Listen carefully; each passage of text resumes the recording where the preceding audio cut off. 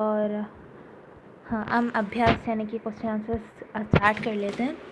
बुद्धिमती कुत्र व्याघ्रम ददर्श, कहाँ पर उन्होंने एक व्याघ्र को देखा। गहन कानने यानी कि एक फॉरेस्ट में उन्होंने एक व्याघ्र को देखा। भामिनी कया विमुक्ता, भामिनी निज बुद्धि विमुक्ति, आपके श्लोक के यहाँ से हैं। देखिए आप इस श्लोक में निजबुद्ध्या विमुक्ता सभयात व्याघ्रस्य भामिनी, इस श्लोक में ये जो निजबुद्ध्या है ये वर्ड ये है। और फिर से नेक्स्ट क्वेश्चन देख लेते हैं। सो सर्वदा सर्वकार्येषु का बलवती, इसका आंसर है बुद्धि, तो आप उसको ऐसे लिखोगे भू धी ही, ऐसे है। सो व्याघ्र कस्मात् बिभेति, किससे ये व्याघ्र बिभेति यानी कि डर के मारे भाग जाता है। सो इसका आंसर है मानुषात्। सो प्रत्युत्पन्नमति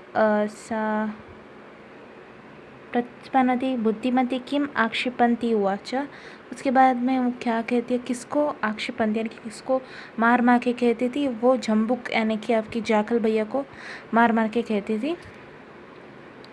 सो आधोलिखितां प्रश्नानाम् उत्तराणि संस्कृतभाषा लिखिता। बुद्धिमती केन पेता पितृगृहं प्रति चलिता, अपने दोनों पुत्रों के यानी कि पुत्रद्वयों पेता। व्याघ्र किम विचार्य पलायिता, व्याघ्र मारे विचारत, यानी कि ये टाइगर लेडी जो किल करती थी टाइगर को, टाइगर किलर लेडी इसी रीज़न से भाग रहा था। लोके महतो भयात कह मुच्यते, बुद्धिमान लोग मुच्यते यानी कि महतो भयात यानी कि बहुत बहुत डर के मारे चीज़ों से कैसे कौन से टाइप के लोग मुच्यते यानी कि रह सकते उसके दूर। ये जो है इसका आंसर बुद्धिमान लोग है जो बहुत इंटेलिजेंट होता है। जम्बू का किम वदन व्याघ्र से अपवासम करोति, सो ये जो मानुषादपि यानी कि ये ह्यूमन को देख के डर के मारे भाग रहा था इसी रीज़न से। सो बुद्धिमती शृगालेन किम उक्तवती, सो इसका आंसर आप यहाँ पर देख सकते हो। इस अंतिम श्लोक की अन्वय को देख के उसका आंसर आप लिख सकते हैं, यानी कि ये जो श्लोक है ये श्लोक ये श्लोक, इसका आंसर ये है।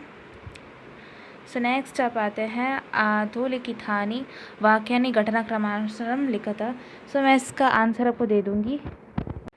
सो इसका फॉर्मेट जो ऐसा है कि 4 6 5 2 3 उसके बाद में 1 7 8। सो इसका फॉर्मेट ऐसा है। सो ये बन रहा 1 7 और लास्ट में ये 8। सो बस इतना ही। सो नेक्स्ट आप संधि विच्छेदन, ये बहुत इंपॉर्टेंट होती है। सो इसका आंसर है पितु प्लस ग्रहम, फर्स्ट वाले का एका प्लस एकः। सो इसका आंसर आप टेक्स्ट में देख सकते हो, बहुत सारे आंसर्स टेक्स्ट से ही लिए गए हैं। अन्यः प्लस अपि, ये इसका आंसर मैं यहाँ पर लिखूँगी क्योंकि ये जो संधि है बहुत इंपॉर्टेंट होती है। सो ये थर्ड वाले का आंसर ये है अन्योपि, और इसका इत्युक्त्वा ये ऐसे कीजिए इत्यु और लास्ट को इसमें लिखिए। सो यत्र आस्ते तो ये आ ये जाएगा और ये यत्र आस्ते बन जाएगा यत्रास्ते। सो ये आ को सिर्फ आपने उसमें डाल दिया। सो ये बस यत्र आस्ते आ की मात्रा यहाँ पर आ गई। सो नेक्स्ट आप देख सकते हैं क्या है नेक्स्ट, ये आपके सिनोनिम्स कह सकते हो या फिर सिमिलर मीनिंग होने वाले की जो शब्द है। फर्स्ट वाले का आंसर है ददर्श यानी कि सी करना, देखना आप कह सकते हैं ना, उसका आंसर है दृष्टवान। जगाद यानी कि कहना। सो यहाँ पर अगच्छत यानी कि जाना है, अकथयत यानी कि कहना है, कथयत खत शब्द जो है इट मीन्स टेलिंग। ये I have already explain that ये जाने के लिए यूज़ करते हो। सो ये आंसर गतवान इसका आंसर है। सो अत्तुम यानी कि खादितुम, ये खाने की शब्द है यानी कि आप जो कुछ भी चीज़ खाते हो उसको आप कह सकते हो खादितुम। I have explain this in a lesson. So मुच्यते का मतलब है कि मुक्त भवति यानी कि अब भाग रहे कहाँ पर। ये जो टाइगर भैया थे उन आपके लेसन में ही started to run away from the lady, tiger killing lady. ईशते यानी कि पश्यति, हम ये भी सोच सकते हैं कि जेलसी मीन्स कर सकते हैं, पर ये actually it doesn't mean jealousy, it actually means seeing. So it means seeing, इसका आंसर है पश्यति। तो ये आपकी बेसिक सी सिनोनिम्स है। इसका आंसर को पता हो कि शृगाला का की जो क्या था, ये था झम्बुकः। सो शीघ्रम का था शायद सत्वरम यानी कि फास्ट। पत्नी का था भार्या, ये जो फर्स्ट ही आता है लेसन में, भार्या कह के कुछ ऐसे था ना। और गच्छसी का था शायद यासी। यासी कैसा आता है आपकी यो का जो शब्द है वो ऐसे बन जाता है। वनम का काननम कुछ ऐसे, ये न है।